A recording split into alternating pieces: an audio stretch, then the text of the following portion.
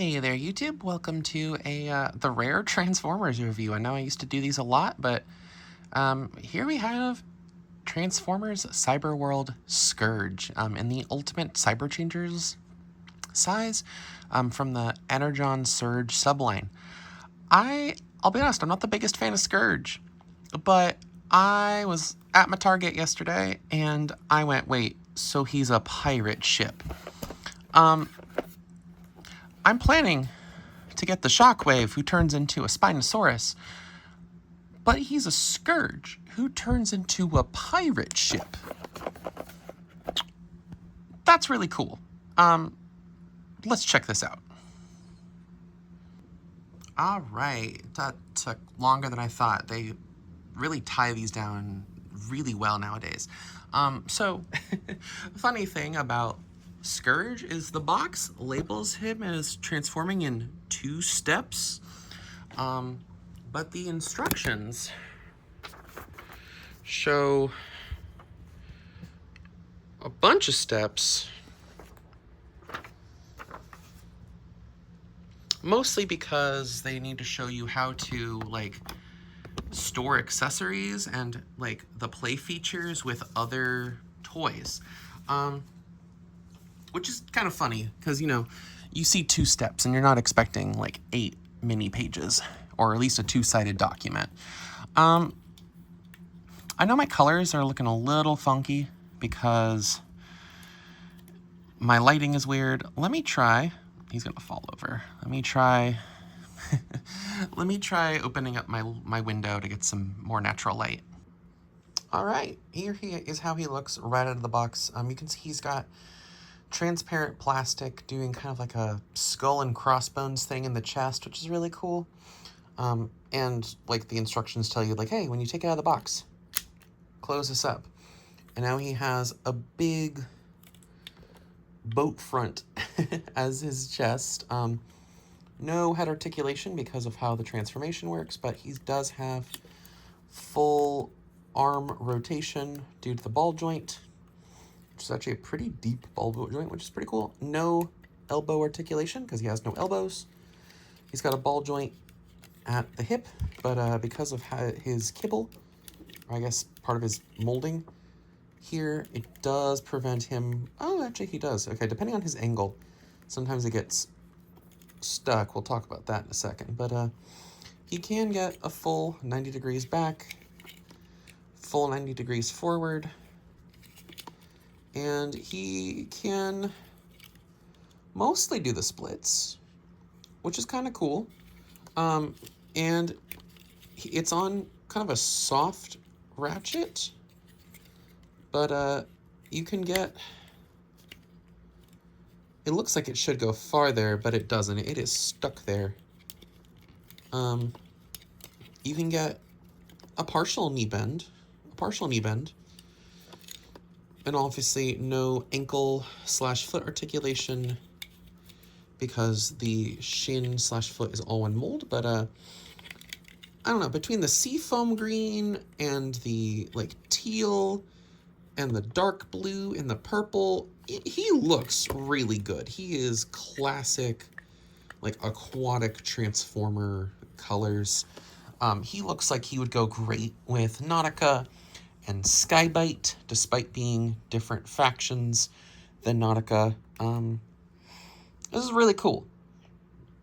He has a bunch of different accessories, most notably his big sword, which has some really nice molding on it. It's very crystalline. I like it. And they have you just pop that in his hand. There we go. He's got a little 3mm port for the sword. And he has the pirate ship mast with a Decepticon logo. It does appear, from what I can tell, I don't know how well you can see it on that plug, but it does appear either, I think this is originally printed with purple or dark blue plastic, and they just painted it the seafoam green, which probably is how they saved some money. It was probably cheaper to paint it seafoam green than include it on the seafoam green sprue, I guess we'll say.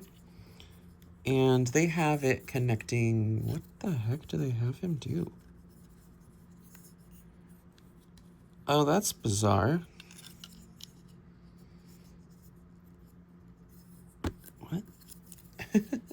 So they show it on the, like, instructions as plugging in, like, to the back of the arm? Like that? Which looks really weird. Really, really weird. At least I'm assuming I'm doing that right. Because it plugs in there. It doesn't really plug in here.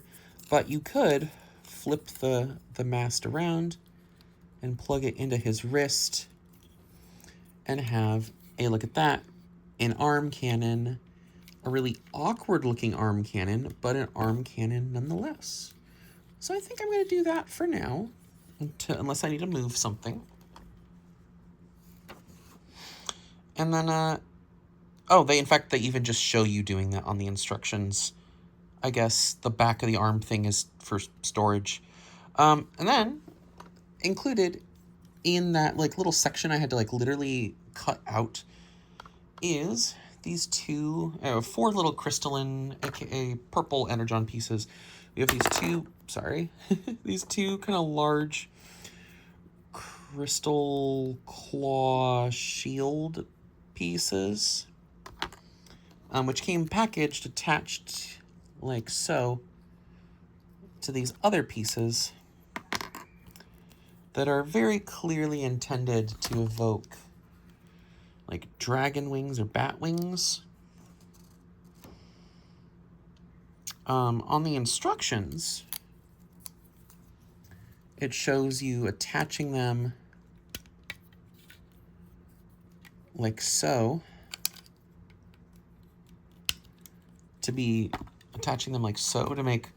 shoulder armor, and then attaching these little pieces to the shins.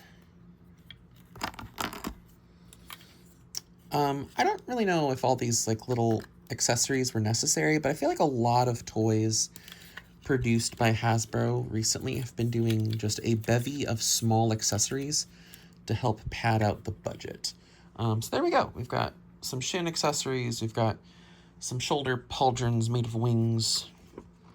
And then the main feature of him is if we push down on the icebreaker, his little thing pops up, and which is kind of cool. You could imagine that's like a cannon or something. You can just have him, and you can tell that there's definitely a joint in the waist. That's for transformation. But yeah, if we push down on that, it's going to pop open the chest doors. I'll do it one more time. And that is the first page of the instructions, is showing what to do with all the accessories. We have not even gotten to transformation yet, which is funny. They do show, that is, I guess, technically 2 steps. Sure. I personally think, given that these are very obviously, like, wings, that they'd look better on the back, but it doesn't appear like there's any place to plug them in on the back. But you could always just flip them around and plug them in like so. It's not the most elegant looking, but it does make him look like he has kind of cool bat wings. And when his chest opens, it kind of looks like the skull is exploding out and creating these ghostly wings, which to me works. So let's remove the accessories and actually transform this guy. So definitely I'm noticing that this figure, like some of the articulation, like some of the hips and the arm ball joints are a little loose. This was like a 20 or 22. This is like a $21, $22 figure. So cheaper than your normal deluxe. Like, you are willingly giving up quality control for having a larger figure with a bunch of accessories. So, you know, you're getting what you pay for, but I'm liking this so far. All right, they want me looking at the thing. They want arms out, leg bend at that tiny joint, I guess. Oh, and then bend at the waist. Oh, that's kind of cool. It has automorph. All right, check this out. When we bend it here, the head drops down and the arms go back. That is actually kind of cool. Oh, and there's a little place for the arms to tab in. There we go. Perfect. This is really funny to me. Just this. I guess that explains why the arms were moving around so much if I was accidentally triggering the hips. There we go. And then there's another little place. Oh my goodness, that's great. There's a place for the, oh, I guess you bend those after. Okay. Because you go like this, and the arms tab in to the back of the legs.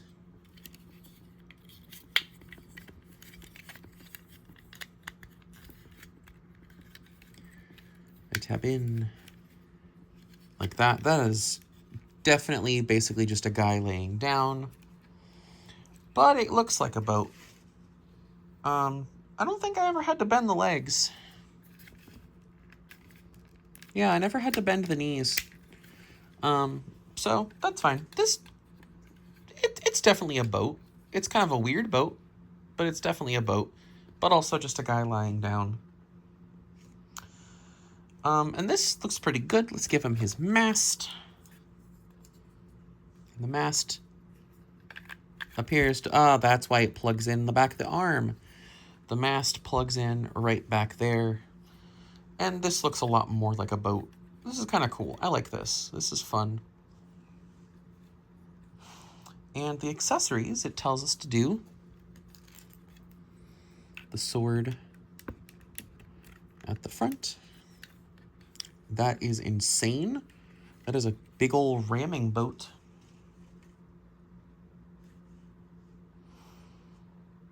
And it looks like what they want us to do is one of two things. The crystal bits that originally went on the legs do not leave the legs, which is weird because they will cover up these little rocket engines. But they effectively just tell you to keep them there. Like, they show you taking them off, I think. Like, it looks like they have you taking them off, and then you put them right back on. But you've got the little crystal bits, I guess, to, like, slice up other boats while you're boating around. And then, one of two things. You can either put the wings onto the shoulders again, like so, which I admit is a little disappointing looking, but it's okay. Or they have you attaching them. What? They have you attaching them on the mast. Like so? That way you can have... Oh, okay. That way if you have one of the smaller figures, they can attach onto the back. Hey, I have a smaller figure. Let's go try it out. All right, to pilot our boat, we have the tiny Elita 1. Because I wanted another boat. I like boat transformers. And they literally just have you attaching this, like, the hands to the handles here.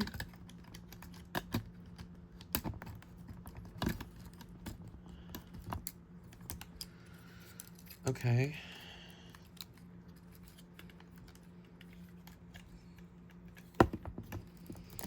I admit this looks a little silly, but technically speaking, we do in fact have Elita 1 piloting a ghostly pirate ship. Sure. All right, back to piloting himself. Let's do a quick comparison. So obviously, if we're gonna have a big ship, we need to have kind of another space boat. And for that, I have a Voyager class. I have... God, why can't I remember his name? Vector Prime. I've got Vector Prime, and you can see he's about as big as a Voyager. About as big as a Voyager. Paint, other than like paint on the sword, the mast, and the face, a lot simpler. The colors are a lot more blocked on him. But about the same size as a Voyager, give or take like a couple millimeters. But what you're probably caring the most about, given the context, is, yes, the pirate ship cannon on the front does still work. And, probably most importantly, you can easily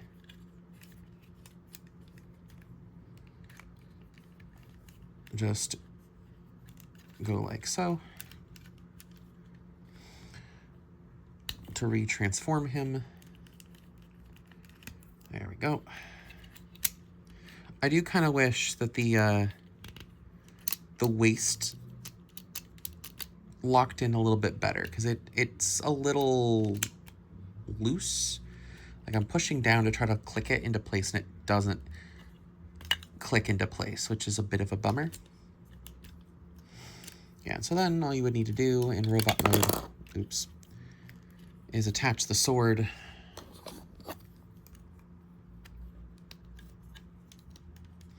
I don't think this is the best place for a trigger, because like, unless you're pushing down like this, you're gonna wanna put your thumb here, and that's how you open up the door. And I don't wanna push down here too much because I don't wanna break the springs. So maybe not the like most sturdy torso, but not bad. Yeah, the mast hanging off the arm looks ridiculous, but it's fine, because you can always just turn it into cannon mode, and he can also just hold it. Like, he can hold, I think is that not a 5mm? That's a 5mm. It's not, I guess. This looks like it should be a 5mm. It's apparently not. That's fine. Maybe it's like 5.5. Yeah, so like, he's not bad. And I showed how he compared to a